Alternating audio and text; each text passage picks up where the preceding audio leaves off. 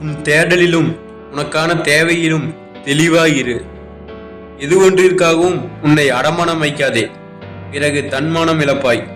சில நிகழ்வுகள் வாழ்வில் புரியாமல் இருந்தாலும் பிரச்சனை, புரிந்தாலும் பிரச்சனை. தேவைக்காக ஓடும் உலகத்தில் நீ தேடுதலுக்காக ஓடு.